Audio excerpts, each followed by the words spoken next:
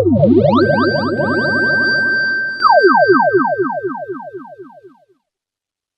this is Emerson-Johnson, composer, sound designer, and voice director of Sam & Max Season 3. And I'm Julian Kwasneski, voice director, sound designer, and teleportation expert. Oh, sorry. I had something in my throat there. That was really weird, man. So, welcome to the audio commentary. Episode 3. Episode 3, yeah.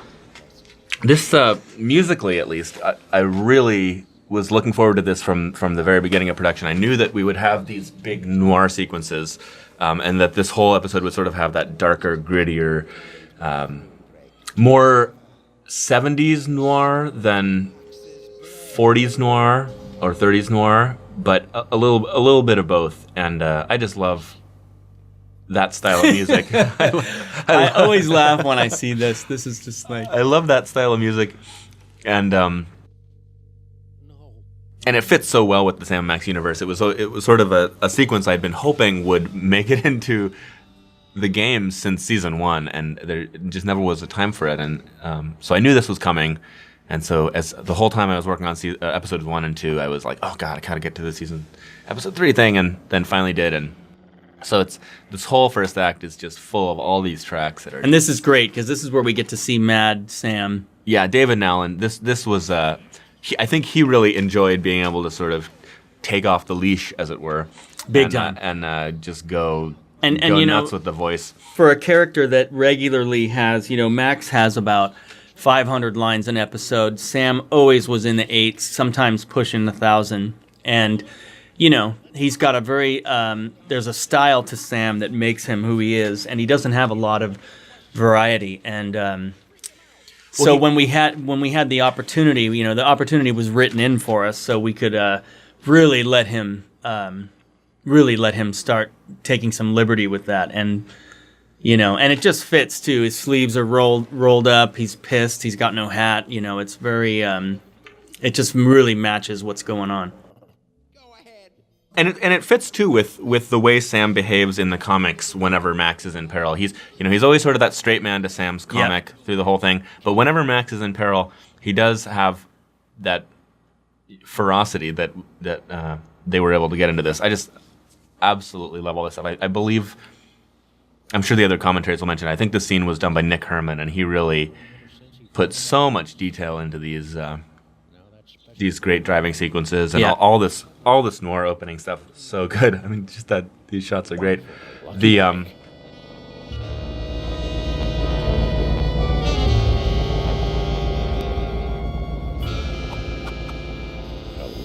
musically, it was really fun to get into all this stuff and to really let the musicians do some different stuff. I haven't really talked much about the musicians in the other commentaries. And oh yeah, good call. On this whole season, there were 4 main musicians. We had Jesse Wickman on the drums. He's been the drummer for all of Sam & Max since Culture Shock, in every episode, and he's fantastic and has a lot of depth and variety in what he can do. I mean, he's always solid on all the jazz stuff, but these episodes obviously call for various different styles as they go along, and he always busts it out. And some of my favorite stuff that he does, he always brings all the normal drum stuff, and he brings his sticks and brushes and mallets and everything, but he always also brings a box of just random percussion stuff and bows and other things that are a little more avant-garde, and most of the time we don't really have a use for them, but in some of these episodes we're able to get some wild stuff in, and that's always the most fun in those drum sessions, when he can get out the bow and do all this crazy scraping stuff on all the instruments and really get some unique, fun sounds. Oh.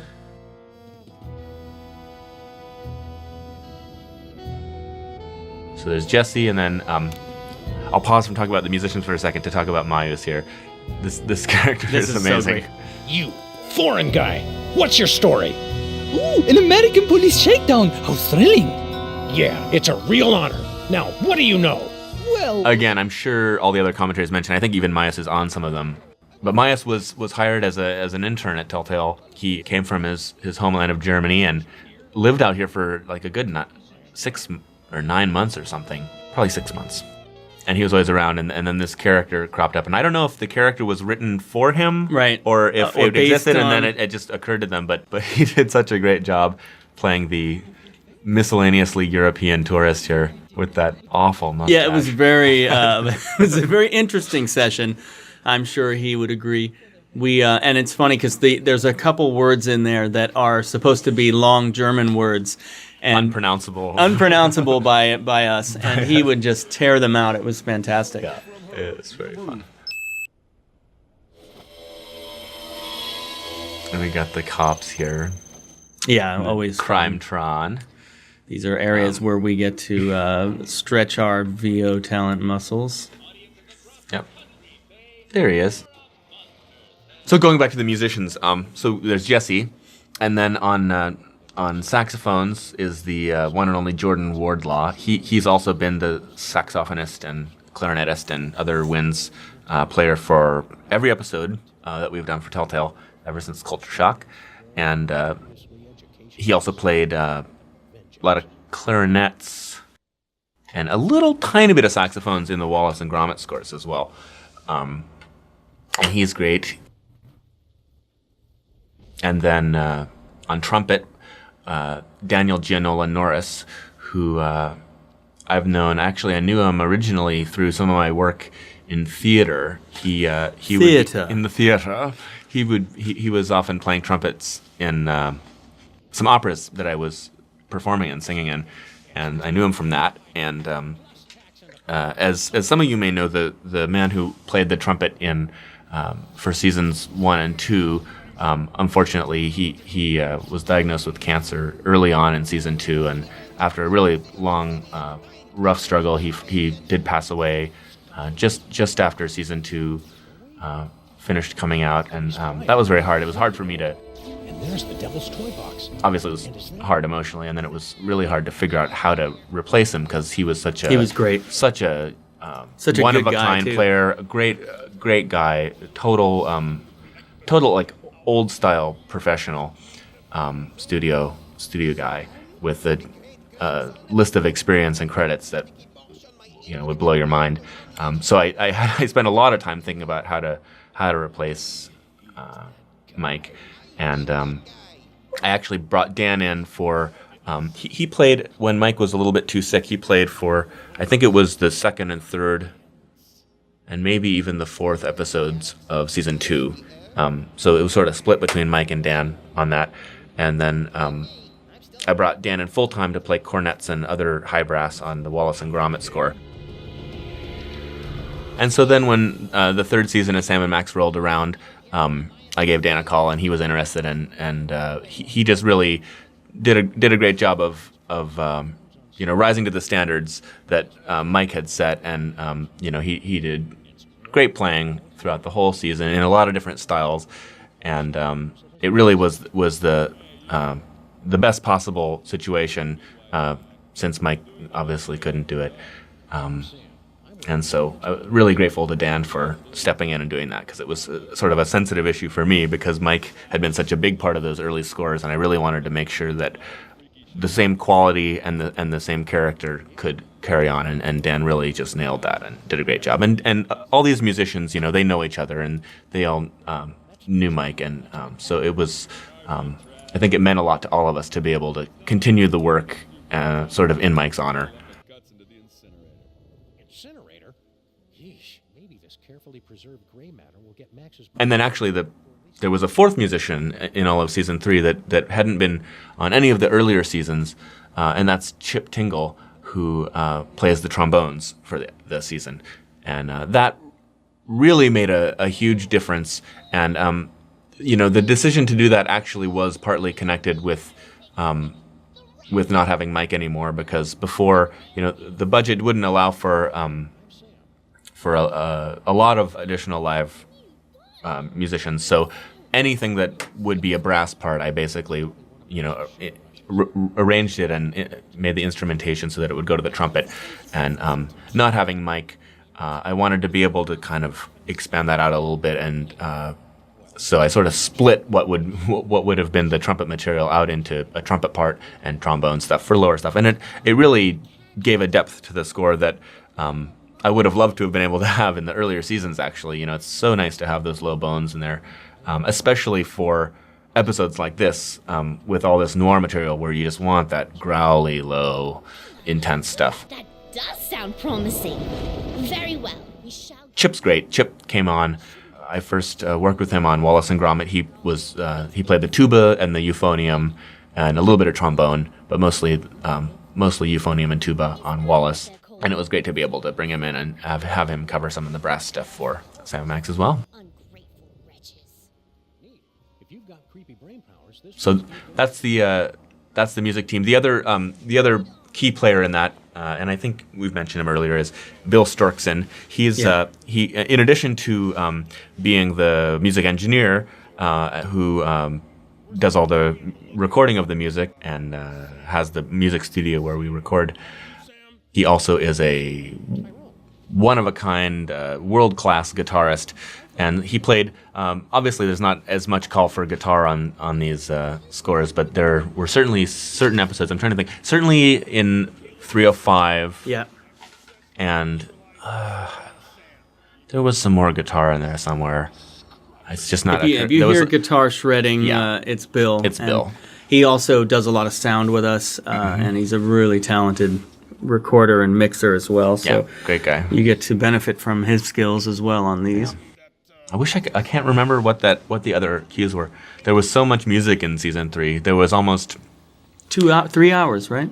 There was more than 3 hours, Yeah. and the number of cues. It was more than 3 times as many individual pieces of music in this season than there were in either of the first and second seasons. Just because of the way the designs worked out, there tended to be many more environments per episode, and even more importantly, the nature of the environments tended to change more often over the course of the episodes. And this is a great example. It, you have this whole opening noir sequence that's all noir, and you have this planetarium and the museum, and then halfway through the episode, in this moment here, everything gets changed. It all becomes Egyptian. The planetarium becomes the throne room, and so basically everything had to be rescored with new music, which is great. It's fun, but it does make it hard for me to remember sometimes which cues were which and where that guitar was. You think?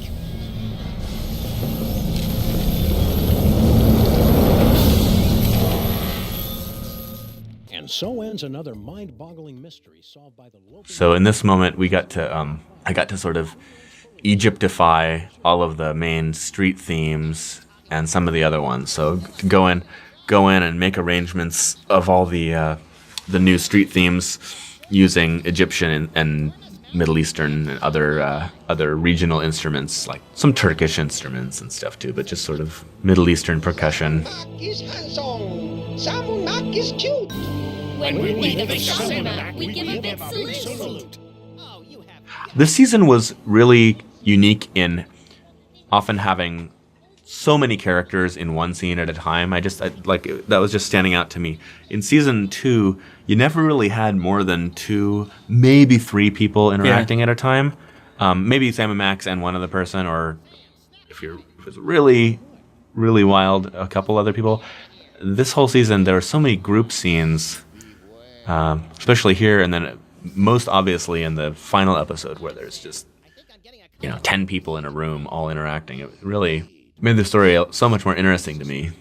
Again, and that's partly we can thank the technology for getting better. The tech has allowed more characters and more diverse camera work. And that's certainly something that I'm sure all the designers were wanting to be able to do earlier on. It just wasn't possible. I don't see any rebels. You will know them by their backhanded salute. Now, I must leave before I am discovered.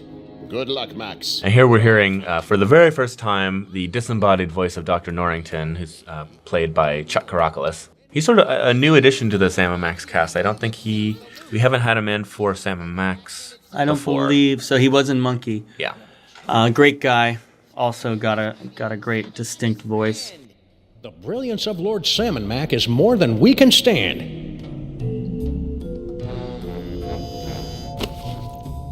That should keep him busy for the next few hours. So are you a rebel or not? We're much more than mere rebels. And back in the Devil's Toy Box Cavern. And we get the mole girl in grandma form. Rebecca Schweitzer. Yeah. She's got just a great voice. I love that the sort of braces girl voice from episode 2 translates into like old lady voice. It's like more spit. The same kind of there's still something going on in the mouth there, but it's gone from girl to grandma in the twinkling of an eye. Easy peasy. I fear it will be neither easy nor peasy. But fear not. Yeah, there was a lot of going back and forth about the Max in a jar, how that should sound, and I think in the end it was just decided that we really want it to be Max, not so much the literal translation of what some people would think that would sound like. I was an advocate for speaker processing it with the little speaker there, but I was overruled by the majority. So I believe I was the little as well. speaker. I was like, oh man, the speaker. But you gotta bow to the majority rule on these decisions. You gotta know when to fold them. Exactly, and it works totally great. It does. It's fine. I think as audio guys, we just tend to see any opportunity to do something cool. Yeah, totally. And we want to do it, no matter what. Let me process it. Like the infamous bear heads from episode 3 of season 1. Yeah. We wanted them to sound like this. Yeah. But they sounded like this. Yeah. So it goes. Do it! Do it! Ben-Hur, Spartacus, Roman/Egyptian, miscellaneous sort of big orchestral, brassy fanfare music. Salmon Mac, who is actually Nicky Rapp. Yep. Nicky Rapp, a.k.a. Morgan Le Fay. Yeah. And AKA Lily. Lily from Psychonauts. She's a another great talent. Yeah. Sweet person. Great actor. You're creepy when you're sycophantic, Sam. Blah, blah. Just shut up and fight. Yes, your gloriousness. Yes, your wonderfulness. Let us see what you've got.